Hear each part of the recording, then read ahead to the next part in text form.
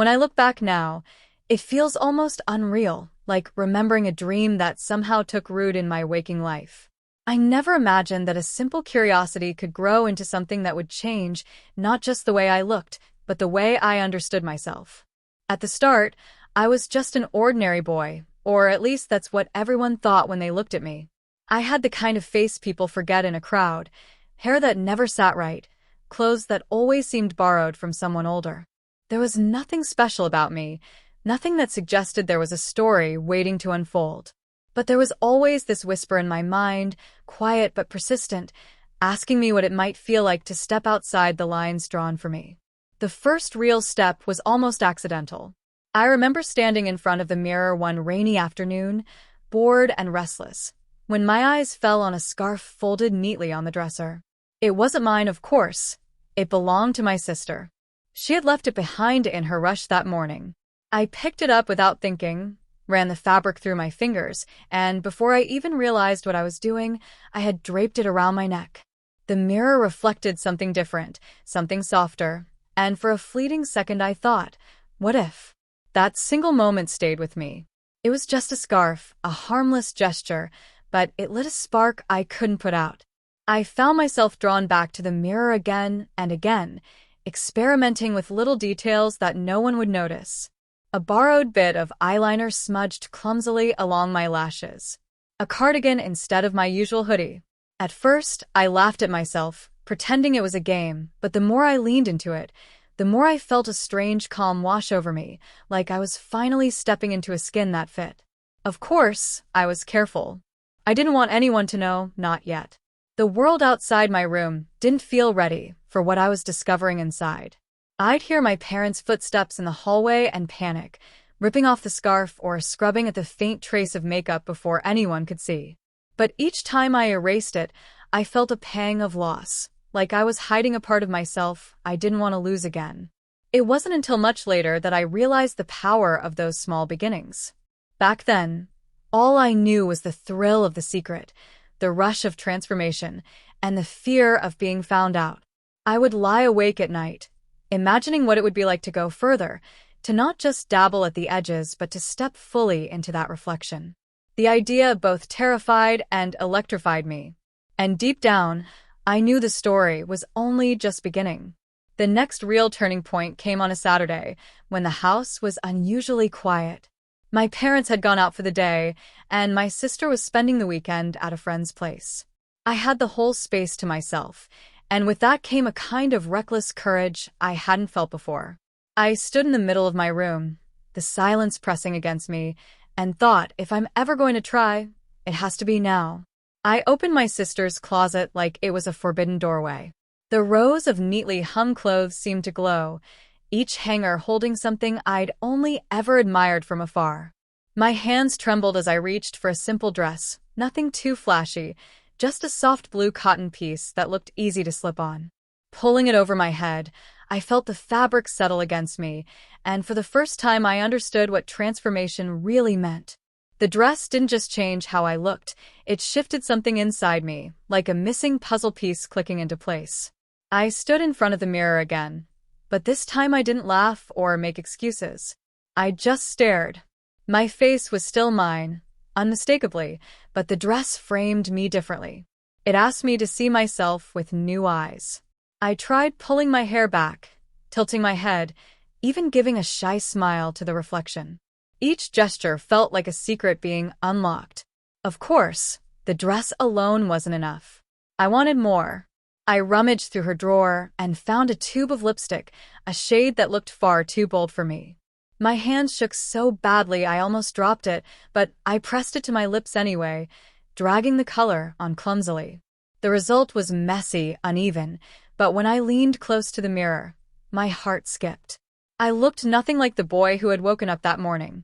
I spent hours like that, trying different things, building layer upon layer of someone new.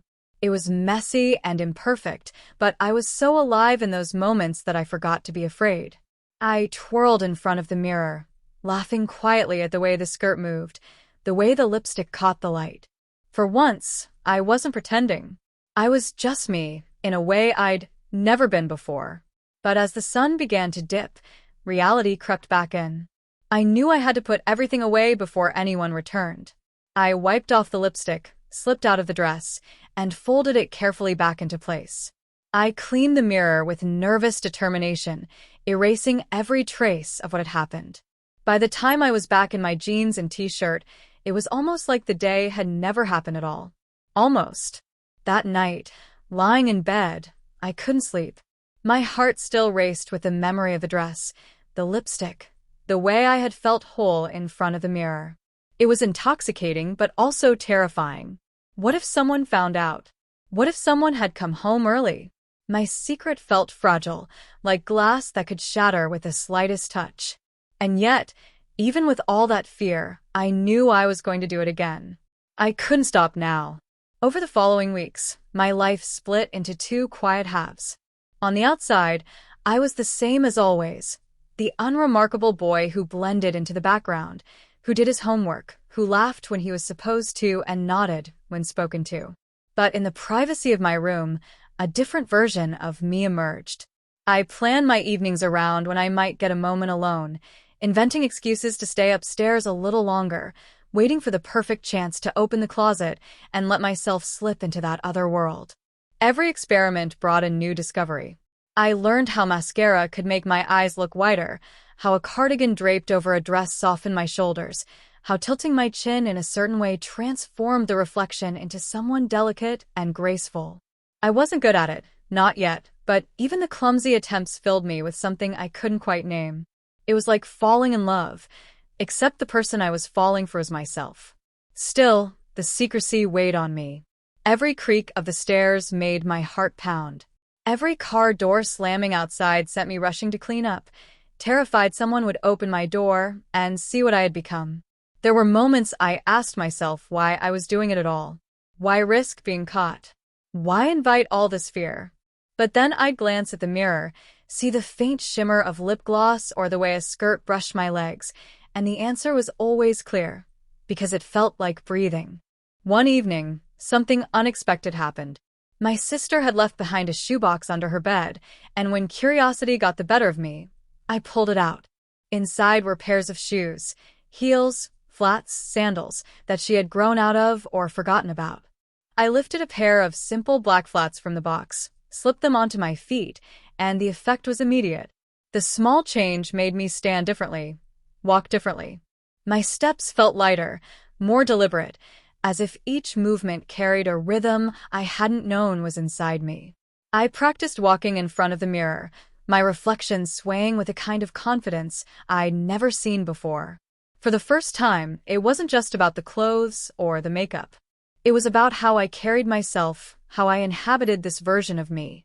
I realized the transformation wasn't only on the surface, it was sinking deeper, reshaping the way I felt about my own body. But with every new step came a sharper edge of danger. What if my sister noticed something missing? What if my parents caught me in the middle of these secret rehearsals? The thought of being exposed made my stomach twist, but the urge to keep going was stronger than the fear. Each risk only made the experience more intoxicating, like walking a tightrope where every step could send me tumbling, but the view from above was too beautiful to give up. At school, I caught myself drifting off, daydreaming about my secret life. I'd trace the shape of my lips with my tongue, remembering the feel of lipstick. I'd imagine the swish of a skirt when I walked down the hallway, even though I was in jeans and sneakers. It was a strange kind of double existence, but in those moments, the ordinary world felt less heavy because I knew I had something hidden, something just for me. I told myself it was only temporary, that I'd grow out of it eventually, that it was just a phase. But deep down, I knew better. This wasn't fading, it was growing. It was inevitable that I'd slip up one day, though at the time I convinced myself I was too careful to ever get caught. My downfall came in the form of a single careless detail, a faint stain of pink lipstick on a washcloth I had forgotten to hide. I didn't notice it until my sister was holding it up in front of me, her eyebrows arched in suspicion. "What's this?" she asked, her voice casual but edged with curiosity. My stomach dropped. My mind scrambled for excuses. Maybe it was from juice. Maybe she had used it herself and forgotten, but the look in her eyes told me she wasn't buying it. For a few seconds, The silence stretched too long, and I could feel the weight of her waiting. Finally, she tilted her head and said, "Is there something you want to tell me?" I wanted to deny everything, to laugh it off and make the moment vanish, but my throat tightened. The fear of being exposed battled with the relief that maybe, finally, I didn't have to keep it all locked inside. My voice came out low, barely above a whisper. "It's mine." She blinked, surprised but not angry. In fact, the corners of her mouth curved into the smallest smile, and she set the washcloth down. "I thought so," she said softly. "You've been sneaking into my stuff, haven't you?" I nodded, heat rushing to my face, expecting a lecture or worse. But instead, she crossed her arms and studied me with an expression that was almost amused. "You could have just asked," she said. That night changed everything. Instead of scolding me, she pulled me into her room, shut the door, and opened her closet wide. "If you're going to do this," she said, "you might as well do it right." She guided me through things I'd only guessed at before: how to blend foundation properly, how to line my eyes without smudging, how to choose clothes that matched instead of throwing on random pieces. She even lent me a wig she had from an old costume, brushing it carefully before placing it on my head. When I turned to the mirror this time, the reflection staring back at me made my breath catch. It wasn't just a boy in a dress anymore. It was someone fuller, more polished, more real. For the first time, I wasn't alone. She didn't just tolerate my secret. She nurtured it. She laughed when I stumbled in heels, corrected me gently when I messed up my eyeliner, and clapped her hands in delight when the transformation finally came together. "You're beautiful," she whispered, and I didn't know whether to cry or laugh. But with that gift came a new challenge. Having an ally meant I couldn't pretend it was just a silly game anymore. She was taking me seriously, and that forced me to take myself seriously too. The questions I had been pushing aside. Who was I really? What did this mean? Was I living a double life or stepping into my true self? Suddenly felt impossible to ignore. That night, after she went to bed, I lay awake staring at the ceiling. My heart was full of gratitude and terror at once. The secret was no longer just mine, and the road ahead felt both thrilling and frightening. I didn't know where it would lead, but I knew there was no going back. Having my sister on my side changed everything. What had once been a lonely, fragile secret now became a shared adventure. She started leaving little surprises for me. A new shade of lipstick, a blouse she thought I might like, a compact mirror slipped onto my desk without a word.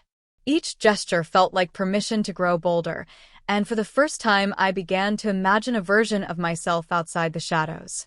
But boldness came with its own risks. One evening, she asked me almost casually, "Have you ever thought about going out like this?" The question sent a shock through me.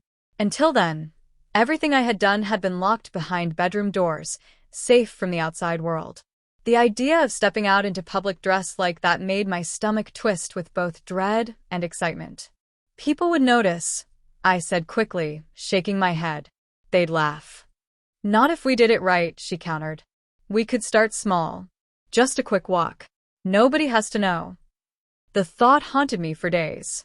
I'd picture myself walking down the street in a skirt, my heart pounding, every stranger's glance feeling like a spotlight. And yet, part of me longed for it, to see if the girl in the mirror could exist under the sun, not just behind closed curtains. When the day finally came, it was almost by accident. My sister convinced me to try a softer look, something casual, a simple pair of skinny jeans, a pastel top, a light touch of makeup, and a baseball cap to hide the wig's edges. When I looked in the mirror, I didn't see a costume. I saw someone who could almost pass unnoticed. That was enough to make me whisper, "Okay, just once." We waited until dusk, when the streets were quiet.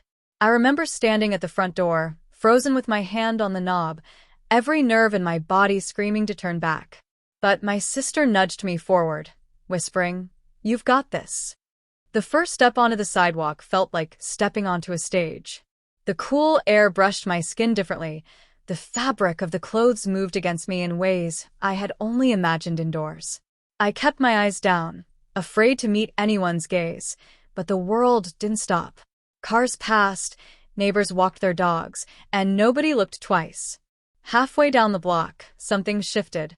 The fear was still there, sharp and electric, but underneath it was a swell of freedom I'd never felt before.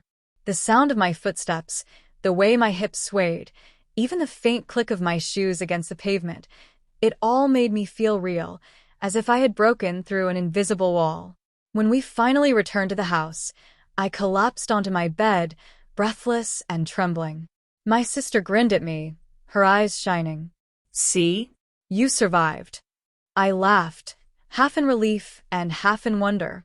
I had survived, yes, but it felt like more than that.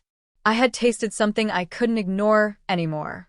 Once you've glimpsed the world as your true self, even for just a few minutes, the thought of going back feels impossible. That night, staring at my reflection as I wiped away the last traces of makeup, I whispered to myself, "This is only the beginning." The memory of that first walk stayed with me like a secret fire, something that warmed me even in the most ordinary moments. At school, I found myself drifting off in class, tracing doodles in the margins of my notebook, imagining outfits or makeup looks I wanted to try. It was like a double vision. Everyone else saw the same boy they had always known, but I carried the knowledge of the girl I had been, even if just for a short walk at dusk. My sister seemed to understand. She didn't push me, but she knew the spark had caught. One evening, while we sat cross-legged on her floor, she said, "You know, we could do more than just clothes and makeup. If you want to really feel the part, there are ways to change your voice, your posture, even your mannerisms." The idea thrilled me, though it also made me nervous. I wasn't sure if I could pull it off. My voice was unmistakably mine, deeper than I wanted, and I worried that no amount of practice could hide it. But she showed me tricks she'd picked up from online videos: how to soften the edges of speech, how to raise the pitch without straining, how to slow down and add subtle inflections. At first, my attempts were clumsy, and we both burst out laughing more than once. But over time, something surprising happened. With practice, I could slip into a lighter, gentler version of my voice, one that matched the reflection in the mirror more closely. It wasn't perfect, but it was enough to make me feel that the transformation was becoming more than surface deep. The same happened with movement. I had never thought much about how I walked or sat until my sister pointed it out. She showed me how small adjustments, keeping my knees closer together, letting my hands move more loosely, shifting my weight when I stood, changed the way I carried myself. At first, it felt like acting, but after a while it began to sink in naturally, like learning a new language and finally starting to think in it. With every new skill, the question grew louder in my mind. Who was I becoming? Was this still just crossdressing, a thrill of trying on another life, or was it the truest version of me finally breaking free? I didn't have an answer, and maybe I wasn't ready for one yet. All I knew was that each step deeper into this world felt right in a way nothing else ever had. The real test came one Saturday afternoon when my sister suggested we go further than just a walk. "Let's go into town," she said, her tone light but her eyes serious. "We can keep it simple. Grab a drink, browse a few shops. Nobody's going to care." The idea made my heart pound so hard I could hear it in my ears. Town was different from a quiet street at dusk.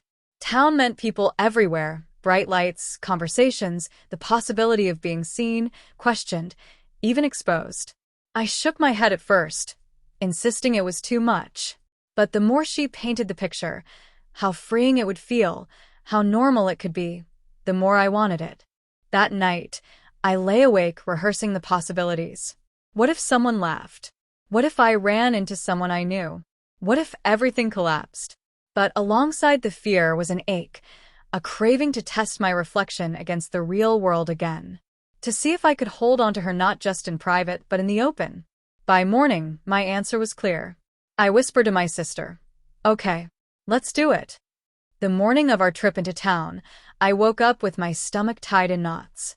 Every movement felt exaggerated, every sound amplified, as though the universe itself was reminding me of the risk I was about to take.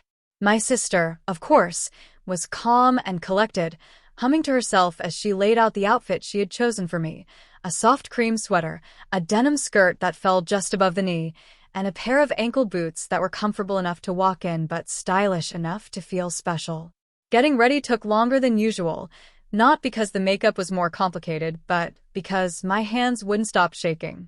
I kept messing up the eyeliner, and each time she gently wiped it away and told me to breathe.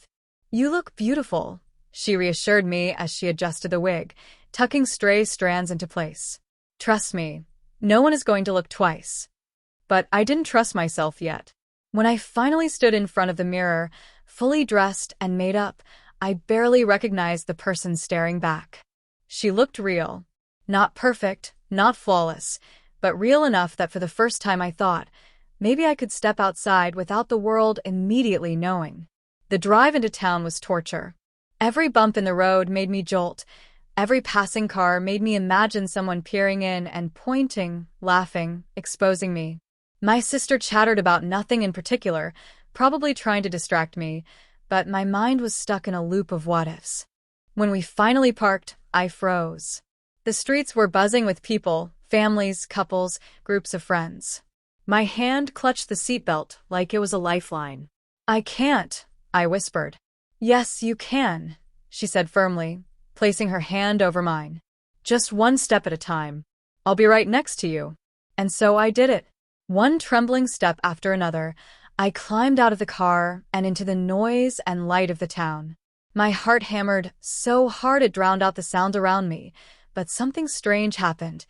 Nobody cared. People walked by, chatting, carrying shopping bags, scrolling on their phones. Not a single head turned. The first place we went was a small cafe. I could barely speak when I ordered, my voice wavering, but the barista smiled politely and scribbled it down without a second glance. That simple transaction felt like a mountain climbed. I sat at the table with my drink, hands wrapped around the cup to hide their trembling, and for the first time in my life, I felt like I was living inside a secret dream come true. After the cafe, we wandered through a few shops. My sister held up tops and skirts, laughing and asking my opinion like it was the most natural thing in the world. I even tried on a scarf at one store, sneaking glances at myself in the mirror. No one stopped us. No one questioned. I was just another girl shopping with her sister. By the time we headed back to the car, my fear had shifted into something else. Pride. Relief. Wonder. I had done it. I had stepped into the world as her, not just in private, but out where anyone could see. And the world had kept turning, untouched, unbothered. That night, as I lay in bed replaying every detail, I realized something important. The fear of being exposed had been so loud, but once I pushed past it, I found freedom waiting on the other side. And freedom, once tasted, is impossible to forget. After the movie, things began to move faster. What had once been a rare indulgence was becoming part of my routine, woven into the fabric of my days like a secret rhythm only my sister and I knew. Each outing built on the last, first the cafe, then the shops, then the theater, each step pushing the boundary a little further. But with each success came a new tension. At school, I felt the split more sharply than ever. I'd walk the hallways in my usual hoodie and sneakers, nodding at friends, answering questions in class, pretending nothing was different. But inside, I carried the memory of the girl who had ordered coffee with steady hands, who had laughed at the movie, who had twirled in front of mirrors in floral dresses. It was like living two lives at once, and I didn't know how much longer I could keep them separate. One afternoon, as I sat at my desk trying to focus on homework, my sister leaned against the doorframe and said, "You've been quiet lately. What's going on?" I hesitated, then admitted, "It's getting harder to switch back. When I look at myself like this, I feel wrong, like I'm hiding in plain sight." She didn't look surprised. Instead, she came over and sat down beside me. "That's normal," she said softly. "You're not hiding anymore. You're finding yourself. It just takes time." Her words gave me courage, but they also stirred questions I wasn't ready to answer. Was I just cross-dressing for fun, or was this something deeper, something permanent? Was the boy everyone saw just a mask I'd been forced to wear? I didn't know. All I knew was that every time I transformed, every time I stepped into her shoes, the world felt brighter, fuller, more alive. The next big leap came unexpectedly. My sister was invited to a birthday dinner with a group of her friends, and at the last minute, she turned to me with a mischievous grin. "You should come with me," she said. I nearly dropped my pen. What? No. Absolutely not. They'd know instantly. "Not if you come as her," she said, as if it were the most obvious thing in the world. "It's perfect. They'll think you're just another one of my friends." The idea made my chest tighten with panic. A cafe was one thing. A movie theater, fine. But sitting at a table, talking, laughing, interacting with people up close? That was a different level entirely. Yet, the more I thought about it, the more the fear tangled with something else, longing. What would it feel like to not just exist in the background, but to take a seat at the table as her? To be seen, even if only by strangers, as the girl I knew I could be? After a long silence, I whispered, "Okay, I'll try." The days leading up to the dinner were a blur of preparation.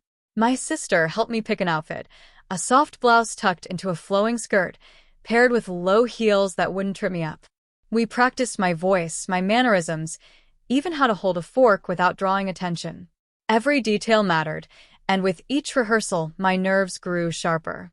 The night of the dinner, as I stood in front of the mirror one last time, I barely recognized the person staring back. She looked nervous, yes, but also radiant, ready. I took a deep breath and told myself, this is who I am tonight. No turning back. Walking into the restaurant felt like stepping onto a tightrope. My heels clicked softly against the tiled floor, each sound amplified in my mind, but my sister walked confidently beside me, her hand brushing against mine as if to remind me I wasn't alone. The place was alive with chatter, clinking glasses, bursts of laughter from nearby tables. For a moment, I thought everyone was staring at me, but when I dared to look around, I realized no one cared. They were too busy with their own lives. Her friends waved us over, a cluster of smiling faces at a long table by the window. My heart raced as I slid into the empty chair, smoothing the skirt beneath me the way I had practiced. The introductions came quickly, names flying past in a blur, and I forced myself to smile, to nod, to let the sound of my carefully practiced voice spill out naturally. To my shock, it worked. No one gave me a second glance. No one tilted their head in suspicion. They chatted with me the same way they did with each other, asking about movies, about favorite desserts, about small, ordinary things. I answered, cautiously at first, then with growing confidence as the minutes passed. With every exchange, my shoulders loosened. For the first time, I wasn't just pretending to be her. I was living as her. At one point, one of the girls leaned closer, complimenting my blouse. "That color looks amazing on you," she said with a warm smile. I felt my cheeks heat, but I managed a soft thank you, my voice steady. The compliment wasn't about a disguise. It wasn't a joke. It was real.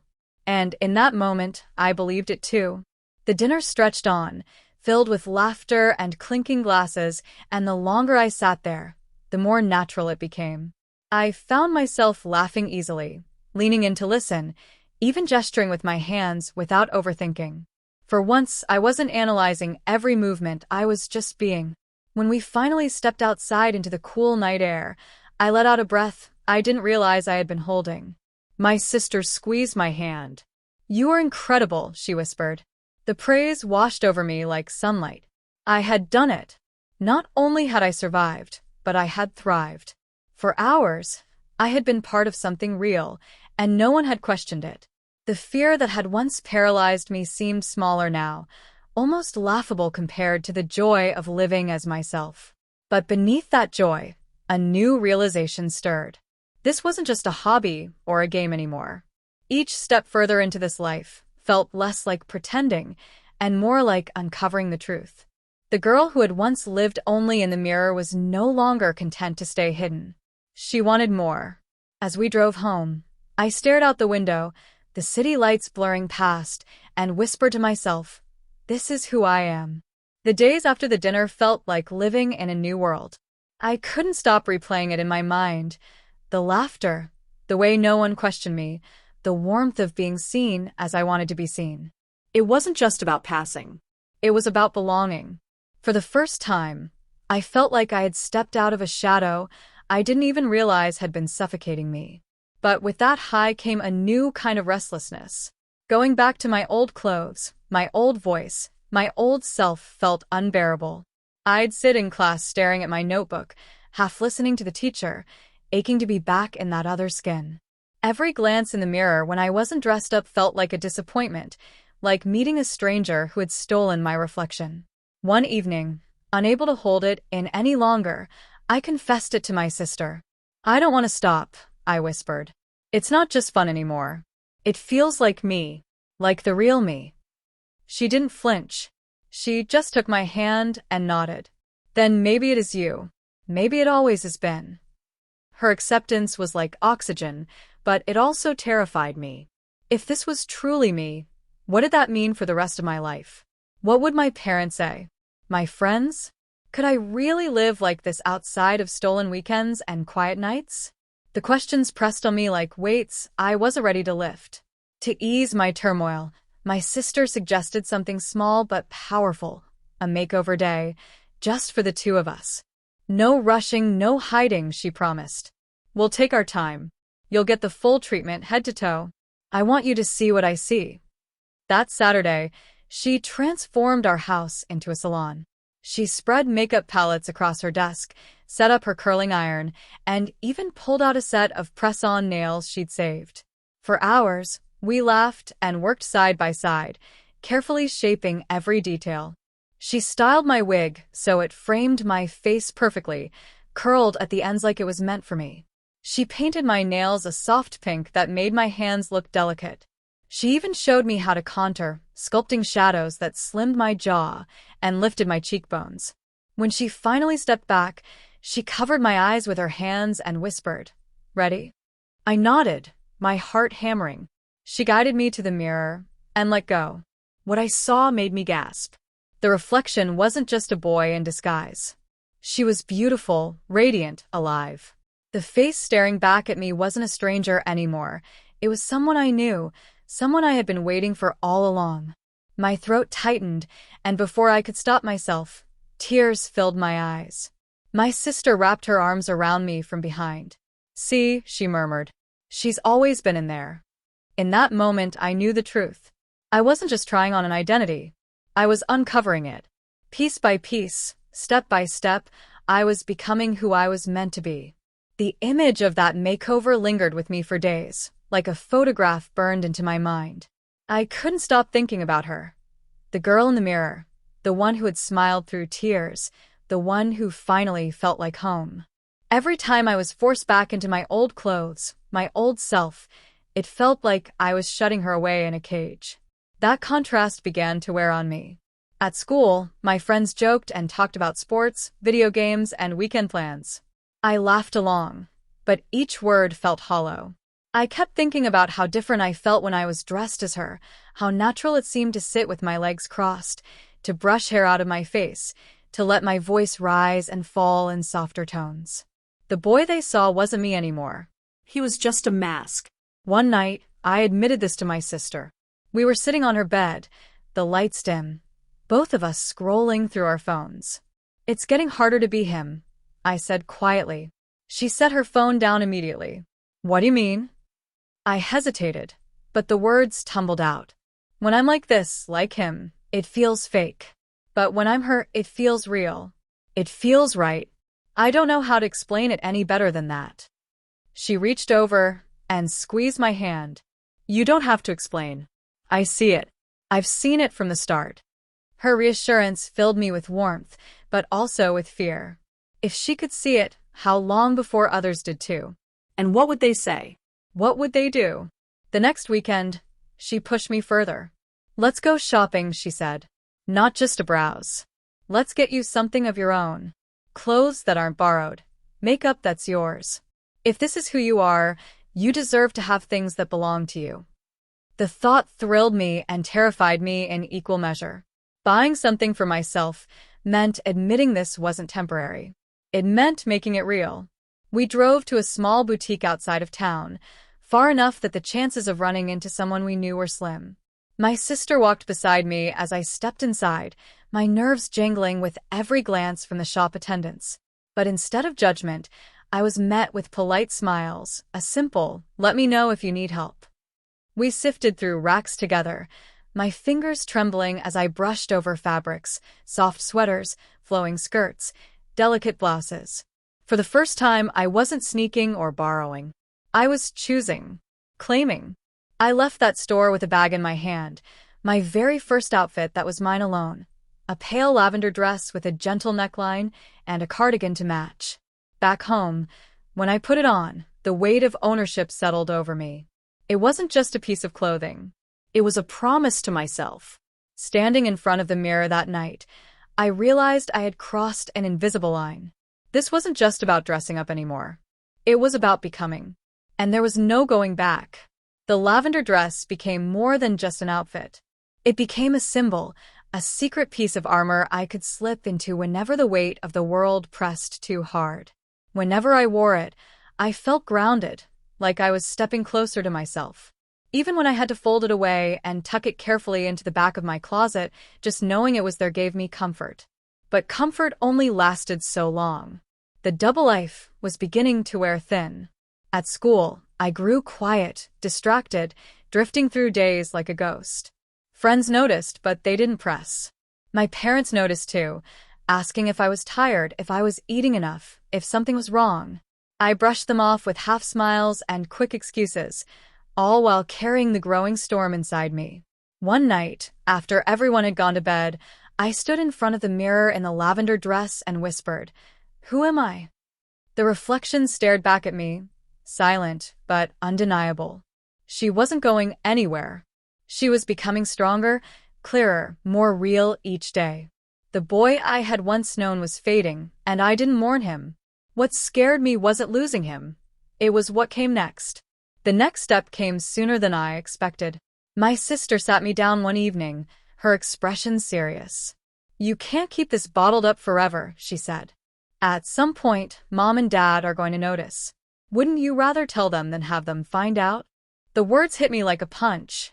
Telling them felt impossible. I imagined their faces twisted with confusion, disappointment, maybe even anger. The thought of rejection made my chest tighten. "I can't," I whispered. "They'll never understand." But my sister didn't back down. "You don't know that. And you don't have to do it alone. When you're ready, I'll be there with you." Her promise both soothed and terrified me. Ready. The word echoed in my mind for days. When would I be ready? Would I ever? In the meantime, I threw myself deeper into the transformation. My sister helped me build a small collection of clothes and makeup, each item chosen with care. She even showed me how to style my own hair, experimenting with clips and headbands so I didn't always need the wig. Every lesson was another step forward, another piece of the puzzle sliding into place. But the more progress I made, the harder it became to hide. I started slipping up, traces of mascara left behind, a nail filed too neatly, a shirt tucked differently than usual. I caught my mom giving me curious looks more than once, as if she was noticing details she couldn't quite put together. Each glance was a reminder. The secret wouldn't stay safe forever. And deep down, I knew my sister was right. One day soon, I'd have to face the truth, not just in the mirror, not just with her, but with the people who had known me my whole life. The thought kept me awake at night, staring at the ceiling, my lavender dress folded neatly beside me. Change was coming. I could feel it like a storm on the horizon. The storm broke one evening in a way I didn't expect. It wasn't planned. I hadn't worked up the courage, hadn't rehearsed the words. It happened because I slipped. I had been in my room, dressed in the lavender dress, cardigan draped over my shoulders, makeup soft and natural just the way my sister had taught me. I lost track of time, caught up in the quiet joy of simply existing as her. When the knock came at my door, I panicked. "Dinner's ready," my mom's voice called. My heart stopped. I scrambled to grab the makeup wipes, to pull the dress over my head, but my hands shook too much. Before I could hide the evidence, the door creaked open. She froze in the doorway. I froze in front of the mirror. For a long, heavy moment, neither of us moved. Her eyes swept over me, dress, hair, makeup, then back to my face. "Sweetheart," she began, her voice soft, uncertain. Tears welled up before I could stop them. All the fear I'd been carrying poured out in a rush. "I'm sorry," I whispered. "I didn't mean for you to see. Please don't be mad." She stepped into the room, closing the door quietly behind her. To my shock, she didn't yell or demand an explanation. She just sat down on the edge of my bed and said, "Tell me." The words broke me open. Everything spilled out. How it started, the scarf, the makeup, the dress, the secret walks into town, the way the reflection felt more real than the boy everyone saw. I told her how alive I felt when I was her, how empty I felt when I had to go back. When I finally fell silent, my face streaked with tears, she reached out and took my hand. "I don't fully understand yet," she admitted. "But I love you. Nothing will change that." Relief crashed over me so suddenly I sobbed harder, clutching her hand like a lifeline. For the first time, the truth wasn't just mine and my sister's. It was out in the open, fragile but undeniable. Later that night, when my sister came to check on me, she found me curled up in the lavender dress, mascara smudged but smiling. "She knows," I whispered. Her eyes widened, then softened. "And she didn't hate me." My voice cracked, but the smile stayed. "She said she loves me." My sister wrapped me in a hug so tight it nearly knocked the breath out of me. "I told you," she murmured. "You're not alone." But even in that relief, I knew this was just the beginning. My mom's love gave me hope, but my dad didn't know yet. My friends didn't know. The world didn't know. The storm had broken, yes, but the real journey was only just beginning. The next few days felt like walking on a fragile bridge, each step uncertain but steady enough to keep me moving forward. My mom didn't press me with endless questions or force me to explain more than I was ready to. She gave me space, but she also made small gestures that told me she cared. One morning, I found a makeup remover pack neatly left on my desk, as if to say she noticed and wanted to help. Another day, she quietly set aside one of her old blouses in the laundry room with a note. "Thought this might look nice on you." Those gestures brought me to tears in private. Acceptance wasn't loud or dramatic. It was in the quiet ways she let me know she saw me and didn't turn away. But there was still the looming weight of my dad. My mom didn't tell him right away, and neither did I. We both seemed to be waiting for the right moment, though I wasn't sure if such a moment existed. My dad was kind, but he was also traditional, rooted in expectations he rarely questioned. I couldn't predict how he would react, and the thought of losing his approval gnawed at me. In the meantime, my sister decided I needed something to boost my confidence. "You've told Mom," she said one night while braiding my hair in front of the mirror. "That was huge. You're braver than you realize. But you need to see yourself outside these four walls more often. You deserve to feel real in the world, not just in here." I hesitated, chewing on my lip. "Like going out again?" She nodded. "But not just for errands or dinner. I'm talking about a day for you. Let's go into the city. Shopping, lunch, maybe even a movie. A full day where you get to be her, not hiding, not rushing." The idea sent a rush of fear and excitement through me. A full day. No turning back, no disguises. Just me. We planned carefully, choosing a Saturday when neither of our parents would ask questions. I picked out the lavender dress, but this time I paired it with a denim jacket and flats, so it looked casual enough for the city. My sister styled my wig in loose waves and added a touch of lip gloss that caught the light without being too bold. When we finally stepped off the train and into the busy streets, my heart pounded so hard I thought everyone could hear it. People bustled past us, shoppers, couples, kids with balloons, and not one of them stopped to stare. I was just another face in the crowd. Just another girl out with her sister. We wandered into shops, tried on clothes, laughed at silly accessories.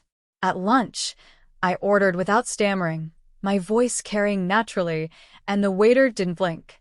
Each interaction built a new layer of confidence, piece by piece, until I began to relax into it.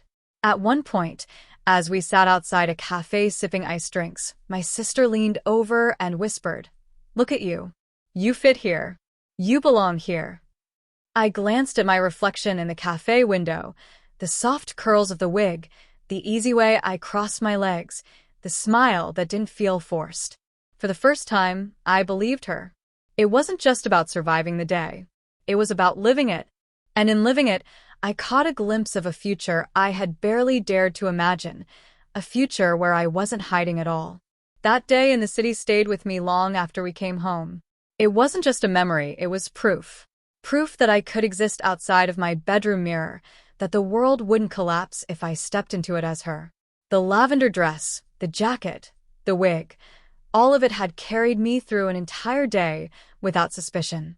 But more than that, it had carried me into myself. The following week, I noticed the difference in small ways. Walking down the school hallway, I stood a little straighter. At home, I spoke with a touch more confidence, even when I wasn't dressed. The girl in the mirror wasn't just showing up during stolen hours anymore. She was seeping into every part of my life, reshaping how I moved, how I spoke, how I thought. My mom noticed too. She didn't say much, but sometimes I caught her watching me with a look I couldn't quite decipher. Half curiosity, half tenderness, maybe even a little worry. She didn't tell my dad yet, and neither did I, but the silence between us was filled with unspoken understanding. She knew. I knew she knew. And for now, that was enough. One evening, as my sister helped me organize my growing collection of clothes, she said, "You're going to need more space soon." I laughed nervously. I know. My closet's already overflowing. But her words carried a deeper meaning, one that settled in my chest like a seed. More space. Not just for clothes, for me. For the life I was starting to claim. That night, lying in bed, I imagined what it would be like to live openly. To wake up and choose an outfit without fear. To go to school or the grocery store or a cafe without feeling like I was playing dress up. To be called by the right name, addressed with the right words. The dream felt so far away, but also closer than ever. The next weekend, I dared myself to take another step. This time, instead of the lavender dress, I chose a casual outfit from my new collection: skinny jeans, a soft cream sweater, and a pair of ankle boots. My sister helped me tone down the makeup, light foundation, a touch of mascara, tinted lip balm. The look was simple, natural, easy to blend in. We walked to a nearby bookstore, one of my favorite places. As I wandered between the shelves, fingers brushing over spines, I felt a strange calm settle over me. No one looked twice. No one whispered. I was just another girl searching for the next story to dive into. When I carried my chosen book to the counter, the cashier smiled and said, "That's a good pick. Enjoy, miss." The word echoed in my mind like a bell. Mississippi. A single syllable. Ordinary to anyone else, but to me it felt like a crown. I left the store clutching the bag to my chest, my heart soaring. Each step I took felt lighter, stronger, more certain. The world hadn't just tolerated me, it had recognized me. And once you've been recognized, even in the smallest ways, it's impossible to go back to being invisible. That single word from the cashier, "miss," played over and over in my mind for days. It was such a simple thing, yet it cracked something wide open inside me. I had been seen, not as someone pretending, but as someone real. And once that happened, the boy mask I wore in daily life grew heavier than ever. At school, I caught myself daydreaming about outfits, voices, and names instead of equations and essays. During lunch breaks, I'd scroll through fashion blogs on my phone, memorizing tips about layering, color palettes, and skincare routines. My notebooks filled with doodles of dresses and little scribbled lists of items I wanted to save up for. On the outside, I was still quiet, forgettable, blending in. But on the inside, a storm of possibility kept growing. At home, my sister became my biggest ally and teacher. She was patient, never rushing me, always nudging me forward in just the right ways.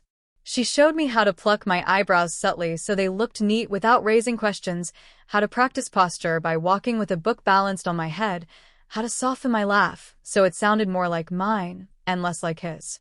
One evening, as I practiced in front of the mirror, she asked gently, "Have you thought about a name?"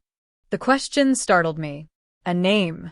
Of course, I'd thought about it in passing, scribbling down ideas in the margins of notebooks, whispering possibilities under my breath.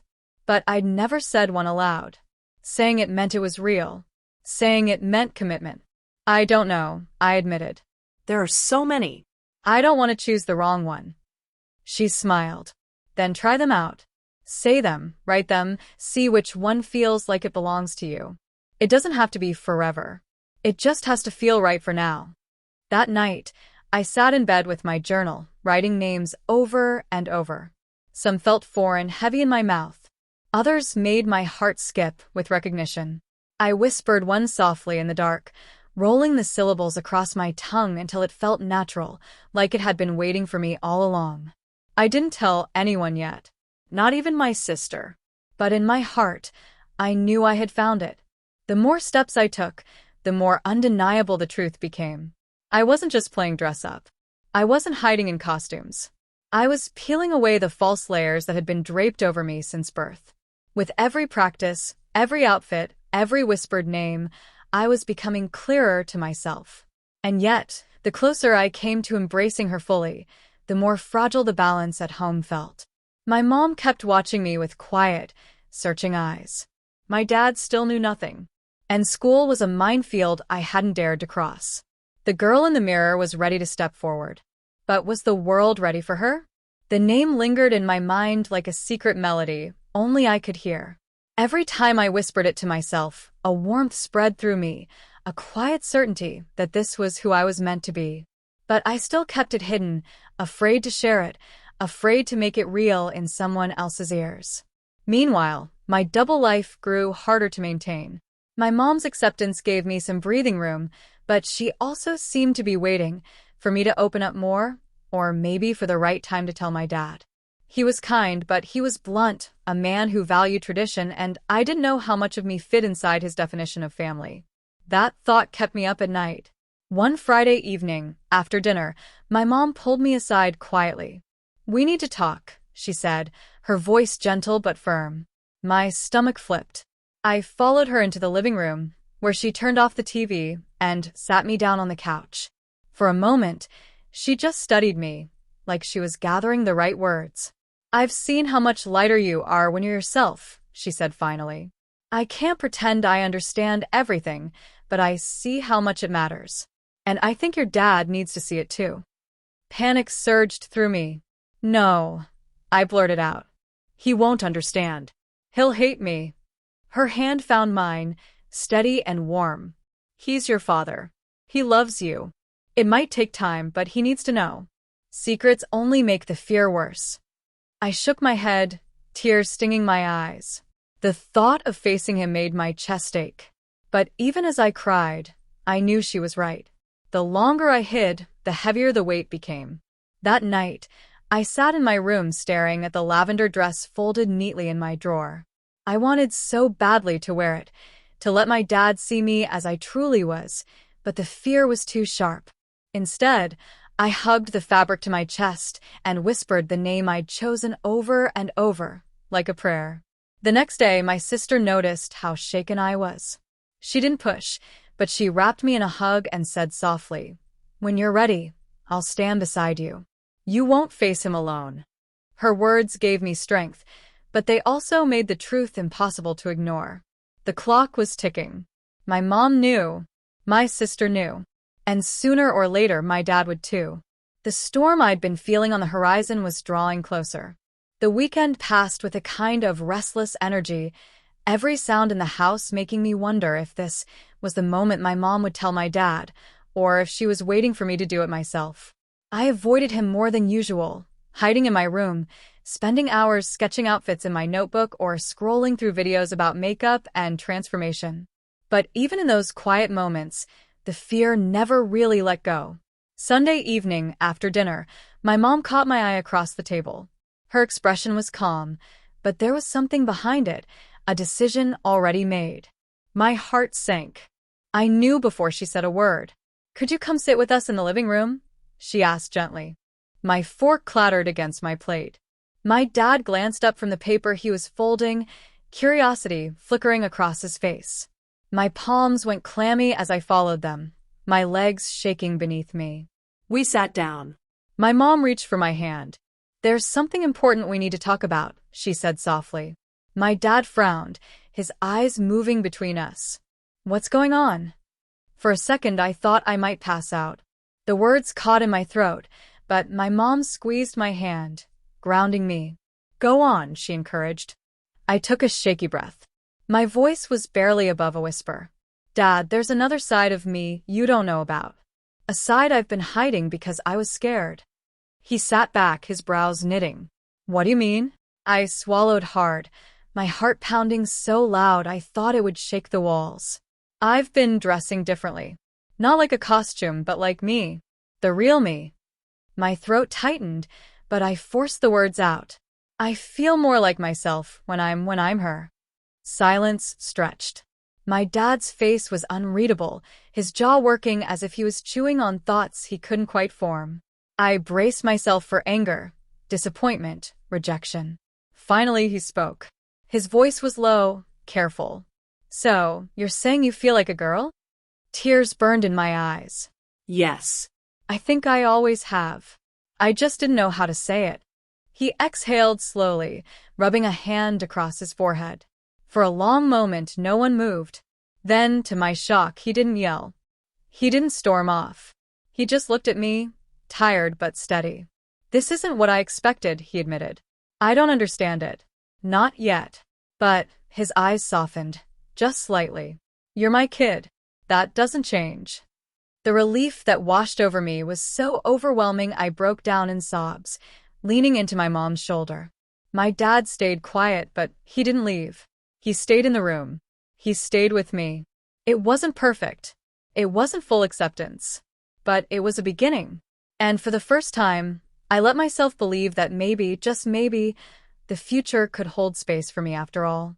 That night, after the talk with my parents, I lay in bed staring at the ceiling, my emotions a tangled knot. Relief. Fear. Hope. My dad's words replayed in my head again and again. "You're my kid. That doesn't change." It wasn't a full embrace, but it wasn't rejection either. It was something in between, a fragile bridge between who I had been and who I was becoming. And for now, that was enough to keep me afloat. The following days at home felt strange, quieter, but not hostile. My dad didn't bring it up, though I caught him watching me with a searching look now and then, as if trying to piece together this new version of me. My mom stayed steady, offering small gestures of reassurance, a gentle smile when I came downstairs, a hand on my shoulder in passing. My sister, of course, was my anchor, reminding me with every laugh and every whispered encouragement that I wasn't alone. But even with that fragile support, the pressure outside of home grew heavier. School loomed like a wall I wasn't ready to climb. Every time I looked at my classmates, I wondered what they would say if they knew. Would they laugh? Would they turn away? Would I lose them all? The thought of being exposed filled me with dread, so I kept my head down, living quietly as the boy they thought I was, while the girl inside me longed for air. It was my sister who pushed me again. "You've told Mom. You've told Dad," she said one evening as we sat cross-legged on her floor, sorting through nail polish bottles. "That's huge. But you need more than family. You need people like you. People who get it." "Like who?" I asked, frowning. She grinned. "Like the group I've been following online. There's a local LGBTQ youth center that hosts meetups. It's safe, supportive. You could meet others going through the same thing." The idea scared me, but it also stirred something hopeful. The thought of sitting in a room with others who might understand the feelings I could barely explain was almost too much to imagine. It took me a week to agree. A week of back and forth, of excuses and anxiety, until finally my sister said, "You don't have to talk if you don't want to. Just come and see." So I did. The night of the meetup, I wore my lavender dress under a cozy cardigan, the same outfit that had carried me through so many turning points. My sister walked with me to the center, her arm looped through mine, steadying me with every step. When we walked into the room, I froze. There were maybe a dozen people, some laughing, some chatting quietly, some just sitting with notebooks or phones. And the thing that struck me most was how varied they were. Different ages, different styles, different ways of existing. Yet every single one looked comfortable in a way I'd only just begun to taste. A girl with short, bright pink hair smiled at me from across the room. "Hey," she said warmly. "First time?" I nodded, my throat dry. "Don't worry," she said. "We've all been there. You're safe here." Safe. The word hit me like a bomb. For the first time outside of my family, I wasn't hiding, I wasn't pretending. I was simply me.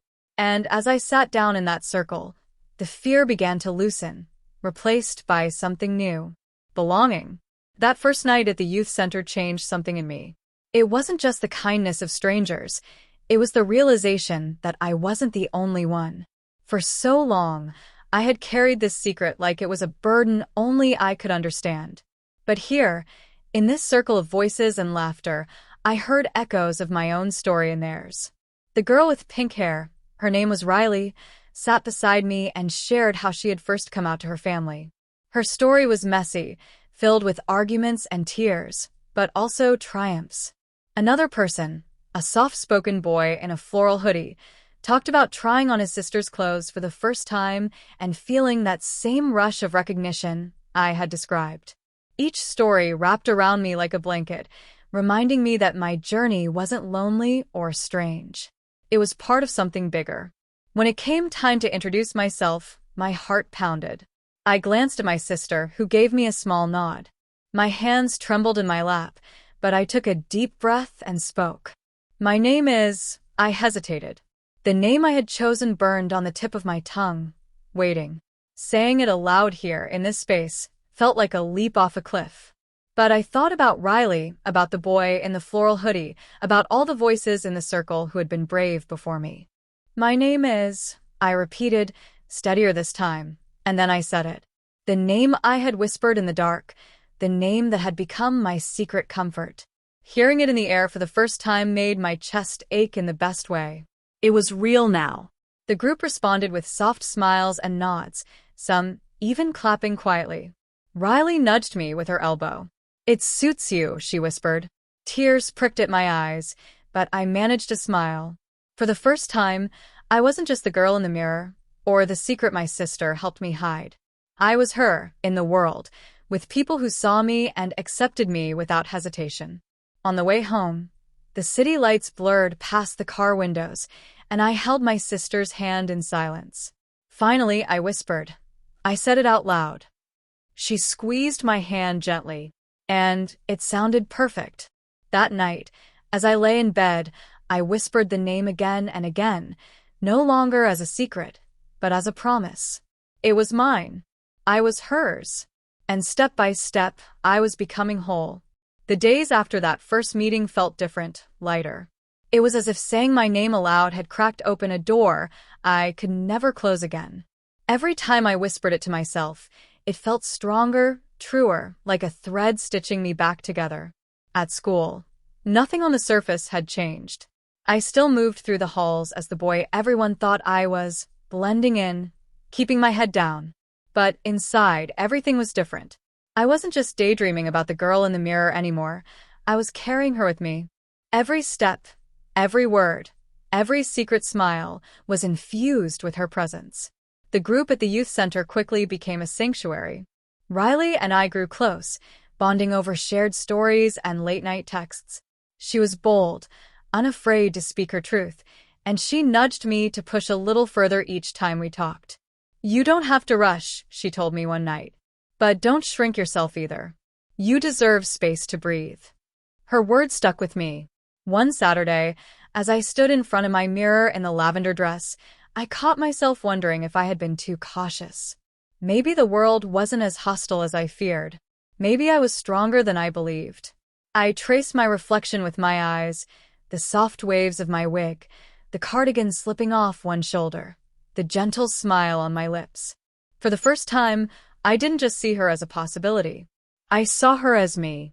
That same weekend, I sat down with my mom again. My dad had been quieter since our conversation, not cold, but reserved, as if he was processing. My mom, though, was steady as ever. I picked a name. I told her nervously, my hands twisting in my lap. Her eyes softened. Can I hear it? I spoke it aloud, the syllables trembling but certain. She repeated it slowly, like she was tasting it for the first time. Then she smiled. It's beautiful. It suits you. Tears blurred my vision as I whispered, "Thank you." She reached over and tucked a strand of hair behind my ear, even though it was just the wig. "You've always been my child," she said gently. "Now I get to see more of who you are." That night, I texted Riley and told her I had said my name to my mom. Her reply came instantly, "Proud of you. Every time you say it, it gets more real." And she was right. Each time I spoke it, the fear lessened, and the truth grew. The girl who had once lived only in stolen hours and mirrors was stepping further into the world. Slowly, carefully, but undeniably. It amazed me how quickly things began to shift after I claimed my name. It wasn't that the world around me changed overnight. School was still the same. My dad still kept his thoughts mostly to himself, but inside, something had unlocked. Each time I said my name to myself, to my mom, to my sister, to Riley, I felt another layer of fear peel away. At the youth center, I stopped hesitating when it came time to introduce myself. The first time I said, "Hi, I'm," and followed it with my name without shaking or stammering. The group cheered softly, and Riley squeezed my hand under the table. I left that night buzzing with energy, like I'd stepped into a version of myself I'd been chasing for years. But with each new step, the question loomed larger. What about school? Every morning, as I pulled on the clothes that no longer felt like mine, I stared at the boy in the mirror and wondered how much longer I could keep playing the part. My notebooks were filling with sketches of outfits, with doodles of my name scrawled over and over, but my classmates still only knew me as someone else entirely. One afternoon, I confided in Riley about it. We sat on the steps outside the youth center, sipping sodas, the city buzzing around us. "I feel like I'm living two lives," I admitted. "Her and him. And every day, it gets harder to go back." Riley nodded knowingly. "I get it. It's exhausting. But listen, coming out at school is huge. You don't have to do it tomorrow or next week. But maybe think about who you'd trust first. One person. Someone safe." Her advice stuck in my head. One person. Not the whole school, not yet. Just one. That night, I sat at my desk with my journal open, writing down names. Friends I laughed with at lunch, people who might understand. My pen hovered over one name in particular, Jamie, a friend since middle School. He was easygoing, thoughtful, the kind of person who never seemed to judge anyone. Could I trust him with this?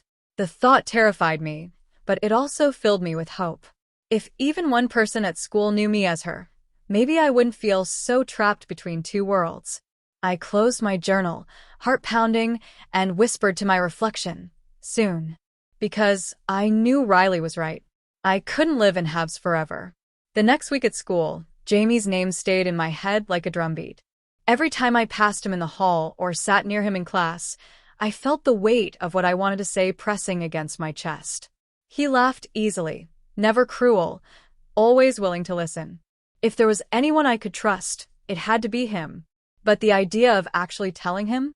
That was another matter entirely. My throat closed up every time I imagined the words. What if he laughed? What if he told someone? What if he looked at me differently forever? By Friday, I was so restless that I texted Riley between classes. "I think I'm going to tell Jamie." Her reply came quickly. "You can do this. Start small. Don't think about the whole mountain, just take one step." That afternoon, when the final bell rang, I caught up with Jamie as he slung his backpack over his shoulder. "Hey," I said, my voice shaky. "Do you want to hang out later?" "Sure," he said without hesitation. "Want to come over? We can play something, or just chill." My stomach flipped. This was it. Later, in his room surrounded by posters and half-finished homework, we sat on the floor tossing cards into a pile, not really paying attention to the game. I could barely focus, my hands clammy, my heart pounding in my ears. Finally, I blurted it out before I could lose my nerve. "Jamie, there's something I need to tell you. Something I haven't told anyone at school." He froze, the card halfway in his hand, then set it down carefully. Okay, he said. What's up? I swallowed hard. My voice trembled. I'm not really the person you think I am. I mean, I've been hiding a part of myself.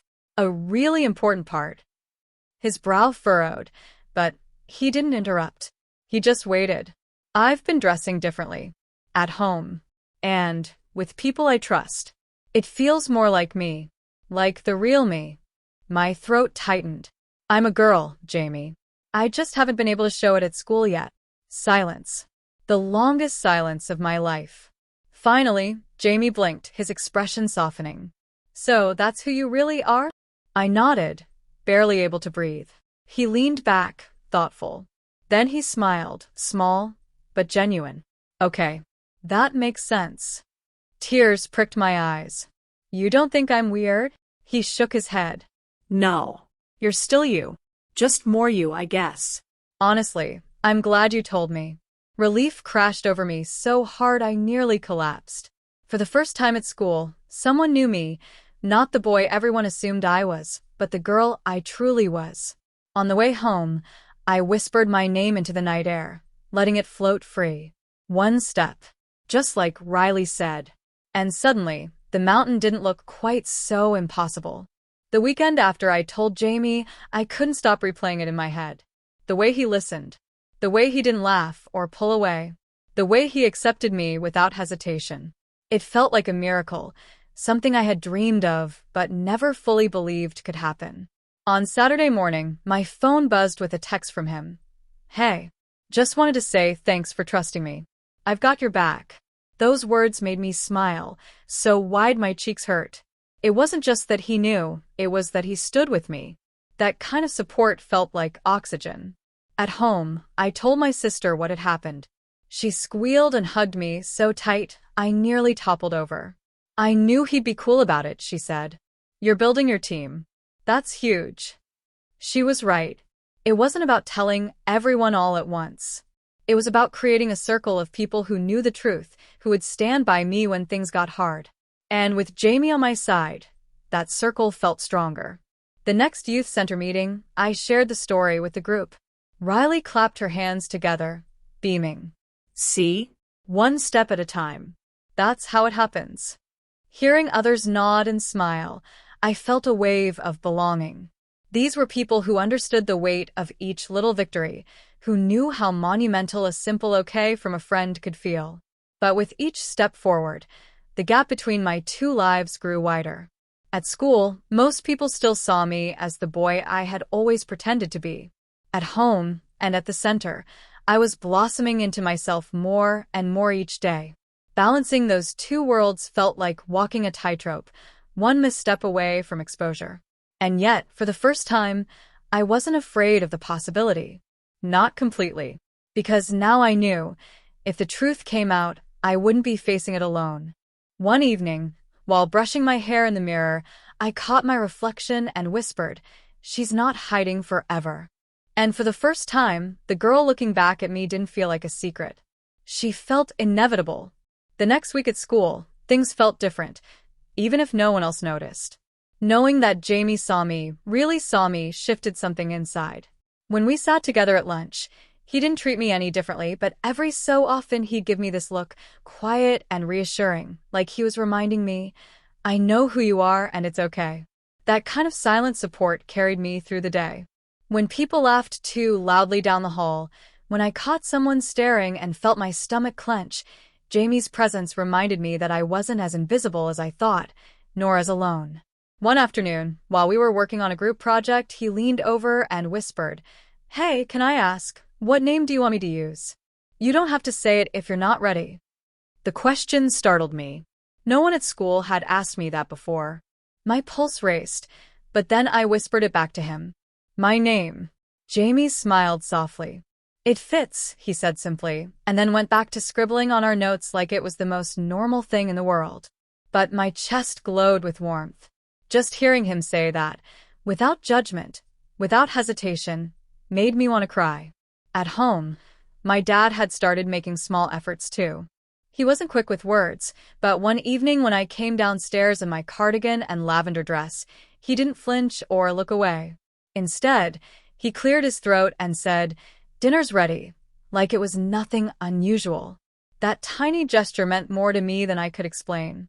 Meanwhile, at the youth center, Riley pushed me to think about what was next. "You don't have to rush," she said, "but it's clear you're ready for more. Maybe you could try going out in public. Somewhere small, somewhere safe." The idea terrified me. Going out as myself beyond the house or the center. It felt like leaping into the unknown. But a part of me was hungry for it. Hungry to stop hiding, to test the strength of the girl I was becoming. That night, lying awake, I whispered my name into the dark again and again, the sound filling the silence. Each time it felt less like a secret and more like a promise. I knew Riley was right. The world was waiting. And sooner or later I was going to step into it, not as half of myself, but whole. The plan came together more quickly than I expected. Riley, of course, was the mastermind behind it. "It doesn't have to be some huge event," she said one night after the youth group meeting. "We'll just pick somewhere low-key. A cafe, maybe. Somewhere where you can breathe and see that the world doesn't fall apart when you show up as you." My stomach nodded at the thought. But Riley's confidence had a way of wrapping around me like armor. My sister agreed instantly when she heard. "We'll go with you," she promised. "It won't just be you out there." So the date was set. A Saturday afternoon. A small cafe a few blocks from the youth center. The morning of, I stood in front of the mirror for what felt like hours. I slipped into my lavender dress again. It had carried me through so many firsts, but paired it with a soft gray cardigan and a pair of flats my mom had quietly bought me a week earlier. She didn't say much when she handed me the bag, just smiled and said, "You'll need these soon." As I brushed my hair and adjusted the wig, my hands shook so badly I had to stop and take deep breaths. My sister appeared in the doorway, watching me with gentle pride. "You look beautiful," she said simply, and the words steadied me. The walk to the cafe felt endless. Every step was heavy with fear. Fear of stares, of whispers, of being called out. But Riley walked on one side of me and my sister on the other, their quiet chatter filling the air, grounding me. When we finally pushed open the door to the cafe, the smell of coffee and warm pastries wrapped around us. People glanced up, then quickly went back to their drinks and conversations. No one laughed. No one pointed. The world didn't stop. We ordered drinks, found a table by the window, and sat down. My hands trembled as I held the cup, the steam fogging my glasses, but inside I felt a surge of something new. Freedom. Riley grinned across the table. "See? "You did it. You're here. And you're still standing." I laughed shakily, tears prickling my eyes. I can't believe it, but it was real. I was sitting in a cafe, in public, as myself. Not a secret, not a fantasy, not just a reflection in the mirror. Me. And for the first time, the idea of the world beyond the cafe didn't feel impossible. It felt waiting. The cafe outing stayed with me long after we left. Every detail replayed in my mind. The warmth of the coffee cup in my hands, the hum of conversations around us, the fact that not a single person treated me as anything other than just another customer. It was ordinary, and yet for me it was extraordinary. On the walk home, I felt lighter. My sister looped her arm through mine, whispering, "I'm proud of you." Riley added with a grin, "First public debut. Next stop, the world." At home, my mom noticed the glow in my face as soon as I walked in. "How was it?" she asked, her eyes searching mine.